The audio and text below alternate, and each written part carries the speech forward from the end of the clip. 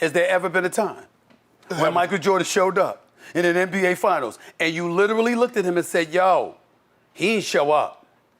He didn't even play nobody. Come on. Magic Johnson the first title. Clyde Drexler and the crew the second title. Charles Barkley, Kevin Johnson, don't ignore that. Dan Marley and them the third title. Good Okay. Peyton, the glove with Sean Kemp before he became that's Sean one Clark. Hall of Famer. When it comes to the greatest dynasties in sports history, teams like the Lakers, Bulls, Celtics, Yankees, and Patriots, those teams in the moment, everyone knew they were great. But becoming a dynasty, that's a rare feat reserved for a select few. And when it comes to the NBA, probably the greatest dynasty of the modern era is indeed Michael Jordan's Bulls.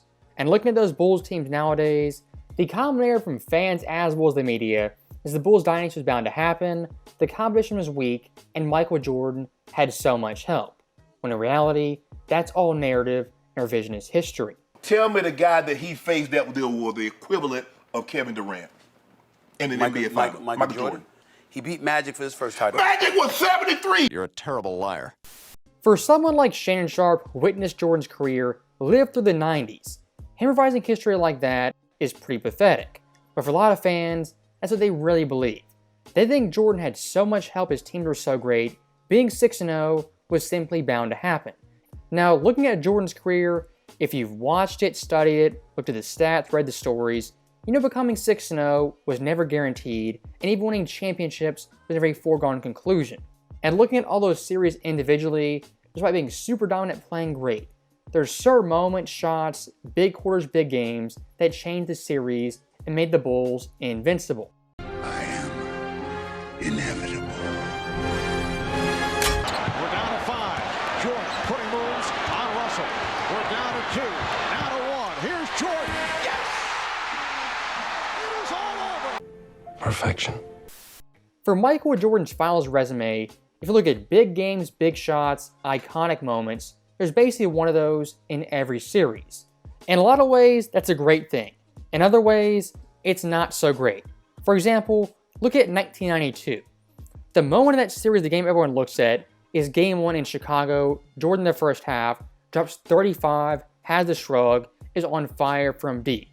For Michael Jordan's legacy and lore, Game 1 is all anyone talks about, the 1992 finals. When in reality, it was only a Game 1. That moment that seared in our memories, although it was super impressive, iconic, is not the best moment of that final series, the most important game of the series. As looking past Games 2, 3, and Game 4, the biggest game of the series by far was in Portland for Game 5, with the series tied 2-2. If you could make the Bulls ingest truth serum, they'd all tell you they think it should have ended in a sweep. But the fact that it didn't says something about the Bulls' inability to finish off the Blazers and about the Blazers' ability to come off the deck. Portland is yet to play its best game. If they do tonight, especially with this crowd behind them, the Bulls are in big trouble. And a second straight title, once almost a foregone conclusion, would be in serious jeopardy. After sleeping on it and waking up at 6 this morning and thinking about it, I thought we blew a great opportunity to win another ball game. So that's 2. We should be finished with this playoffs. So that right there is some extra context looking ahead to Game 5, the series tied 2-2. And here's some more context. The winner of Game 5 in a best-of-7 series wins that series 85% of the time. For all intents and purposes, the winner of Game 5 wins the series. So long story short, Game 5, a must-win game for the Bulls as well as Blazers. And looking at Jordan's performance, you know, a ho-hum 46 points, great Jordan game nobody ever talks about. Now Jordan sits down and he leaves with 46 points. I'm not impressed by your performance. For Michael Jordan's finals legacy, his career, 3 times ever did he crack 45 or more points. His highest scoring game coming in 93, scoring 55 versus the Suns. Second place, 46 versus the Blazers, and third place, 45 versus the Jazz in Game 6. Out of those 3 games, only one of those games falls to the cracks of NBA history, that of course being Game 5 versus Portland. And while it isn't as important as Game 6 versus the Jazz, compared to that Suns game, I'd argue it's more important and more critical to the Bulls' legacy as well as Jordan's legacy. Now, we're looking at the actual gameplay. Compared to that Suns game and especially the Jazz game, the excitement of this game isn't nearly as dramatic, it isn't nearly as close, as Michael Jordan the first half was not messing around. MJ the first half came out on fire and dropped 27. And Kersey not able to hold on to that pass. And that's the threat of Michael Jordan being in front of you on the way to the basket. Jordan was going to do, and then if Jordan committed, then pass the ball to Kersey. The Trailblazers, 11. Cartwright getting the position, finding Jordan. Was hit 13 of 19 from the field. Make it 14. That's why Phil Jackson took him out. And a decision for Rick Adelman. Do you stay with Clyde Drexler playing with the 3? Michael Jordan, 14. Jordan for 3. Here in Portland, Michael Jordan, although limping off, had a sensational first half, 27 points. That right there from Jordan the first half is absolutely spectacular.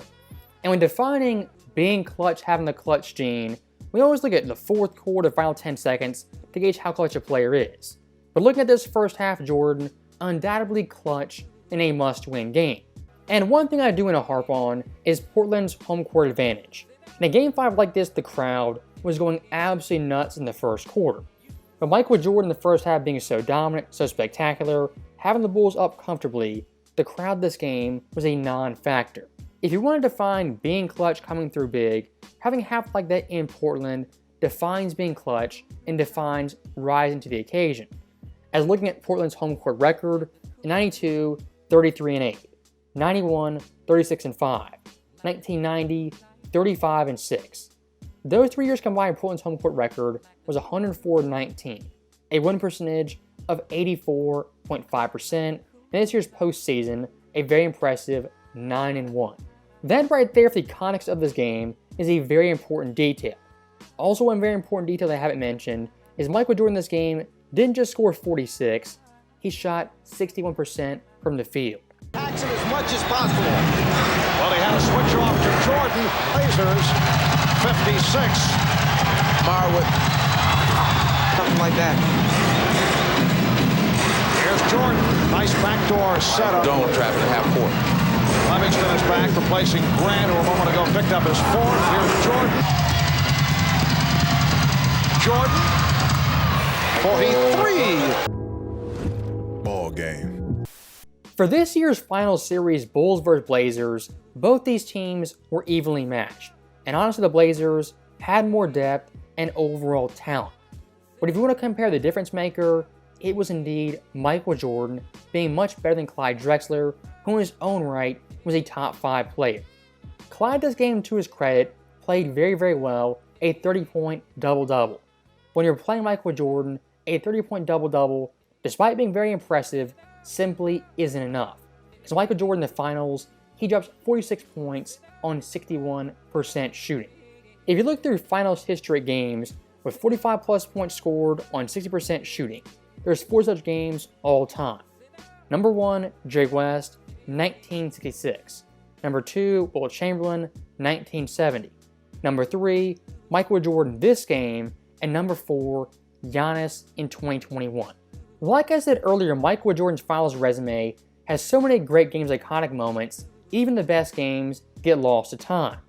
And let's say for 1 second Michael Jordan, you know, he's not Michael Jordan. This game 5 in Portland, he doesn't score 46, but he scores 8 points, plays absolutely dreadful. The Bulls come back home, they're down 3-2, not up 3-2.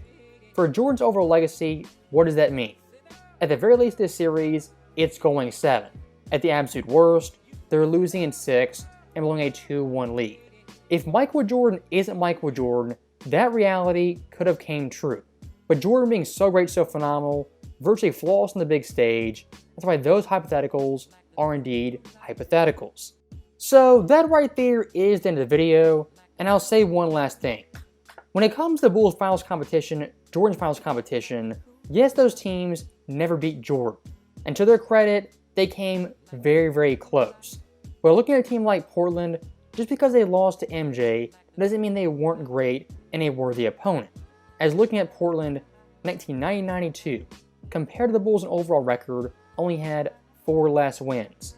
For some fans nowadays, Jordan in the finals being perfect is not viewed as an accomplishment and achievement that should be applauded. How they view it is an indictment on Jordan's competition and the teams he played, which is kind of weird because if Jordan lost this series, you'd say Portland were a worthy team, a worthy opponent, and a great champion. Because Jordan beat them was so clutch, all of a sudden they aren't that and they kind of suck. Long story short, Michael Jordan in the finals was damn near perfect and his competition came this close to upsetting him numerous times. But at the end of the day, Michael Jordan is Michael Jordan, and in the finals, he always comes through. As always, thank you guys for watching, hope you enjoyed it. I'll see you next time.